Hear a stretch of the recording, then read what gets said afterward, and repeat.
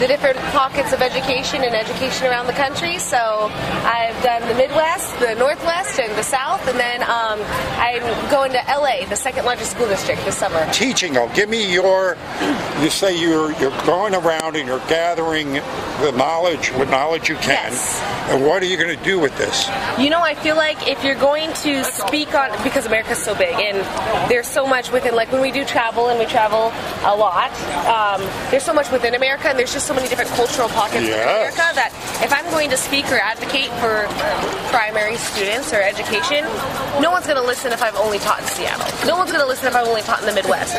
You need to know education in the country. So I've taught urban Chicago, I've taught urban Minneapolis, we've taught rural Arkansas, and now I'm going to the second largest school district in And LA, what do you plan to do with this knowledge? I think I need to understand education and then hopefully make good policy changes in what needs to happen. And how would you make these policy changes? I mean, what you plan to run for office? Or I think that would be ideal, but I don't think I would ever want to leave the classroom. But I do think that you can become a stronger advocate to the school board if you actually have something to back you up. If you can go with the background.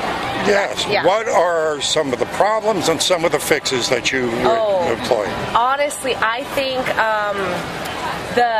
especially just with all the teacher strikes going on right now and just being around the country, I would say the professional development, the money you put into your teachers, like when they went on strike, it wasn't even just like pay raise. Like you can see Arizona, they were like, well, we gave you your 20%, but they still went on strike.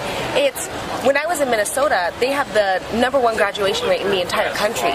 Well, they probably invested thousands of dollars in me every year, just in professional. Every summer I got my master's degree from there. I mean, and every year I've beaten my state's standardized test records. Coming down to Arkansas, I became a model teacher within the first 3 months.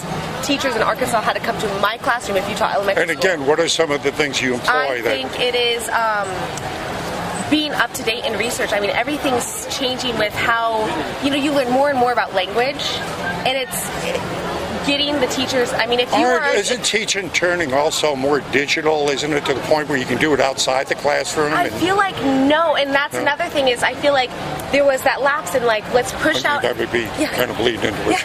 Let's push out these apps, let's push out these iPads, but if you don't know how to properly implement, I mean, anyone who has kids. You advocate one-on-one personal contact. Yes, you need that, because you need to know the kid. Anyone that has 2 children, well, my son and my daughter are 2 totally separate children. Now you have a classroom of 28, I guarantee none of those children are exactly the same. Each one's going to learn differently. Each one has a different passion. Each one's going to have a different style and way of learning. And so you need to do active research. You need to have these teachers be available. How much should the government be in education? I think if they support it versus... I think that you need it. You need that community. I think you need those... Need what community? You need your local community. You need that support. Well, I'm talking about government. And when I say government, I'm talking about... Like local, federal... Federal, specifically, but bleeding down to the local. How much influence should government have in education? If it worked, I would say a lot. I mean, if you know something works, push it out. But again, just like no child's the same, no school district's the same. Rural Arkansas is so much different than... Yeah, but wouldn't, again, with government influence, backing, comes government dictates and ideologies. And if you have someone that's been in education, all for it. But when you get like the people who have never stepped a foot in a public school and they want to tell Well, let me give you one of the biggest complaints I get from teachers that are that now is that the educational system, basically from top to bottom, is dominated by left-wing ideologies. And to the point where I've had students say that they would get lesser grades if they talked about conservative points or tried to back it up, where openly teachers would advocate a liberal philosophy. And, I mean, yesterday I spoke to 2 teachers, one coach and a teacher that were thinking about getting out of teaching. They talked it over, but they said, we can't do it because we talked it over, and if we leave, it will be one less voice from our side that would be, influencing the children. So we have to stay in. But the teachers I've talked to in that also have to, it's like walking on eggshells with them. And then you look at the college. You do, and that's why I go back to, if you properly train your teachers, it's going to be objective. Yeah. But I have but teachers the teachers haven't been properly. Because they haven't been properly trained. So that's why I'm like, my takeaway from in the places I've taught so far is there's a huge discrepancy in the money a state like Minnesota or pumps into their teachers versus the money. Are you familiar with the 45 points of communism? No. Okay. If you go through the 45 points of a communist takeover of a country like ours, one of the first major things they have that is placed throughout the beam is you take over the educational system. You put people of your ideology into the school boards, and then so you get the children at an early age, and you create 2 or 3 generations of people that are bent in this socialist communist spectrum. And that's primarily what you see today, where we've wound up, where you've got, even at Tulane, I was speaking to people that were at their children's graduation the other day.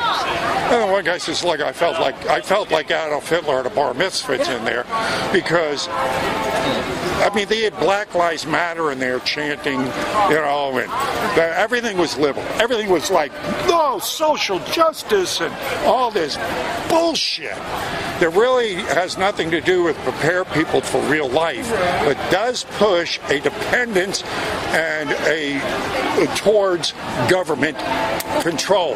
So it's making government the thing that people look up to rather than individuality. This is what's being pushed, and that's where we see, that's what I'm getting from talking to literally hundreds, if not 1,000 or more, teachers out here, professors, school board, politicians. That's what I'm getting, and you're not seeing that? I think it needs to be at a local, just as every child is different, every community is different, and you need to have that community have a voice and have a say in. Yeah, but if that community has been taken over like the likes of people like George Soros, who will fund infiltrators, fund people that go in and he gives them the money to go in and take over small governments and school boards, so they will create a generation or two of just palatable people who believe in big government. That's interesting, and I would say if you gave your community a voice, then hopefully in these small communities that's not happening. But again, that's something, I'm still young, I'm still Are you familiar with the program called Agenda 21? No. I highly recommend it. It's a UN agenda. I think we should get going soon, though. It's morphed into 20, but it has a lot to do with education. Agenda 21, I'm sure it filters down to the local school boards. I highly recommend look it up. It is a worldwide UN agenda for a takeover of a world government by infiltrating the world government ideology into our schools.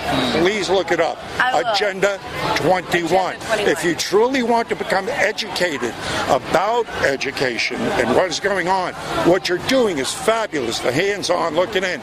But you also have to look behind the curtain to who's funding a lot of the things that are going on that will be presented to you that you're now looking at. So thank you for your time. That makes sense. Well, thank you so much. I'll make sure to look that up. Thank you.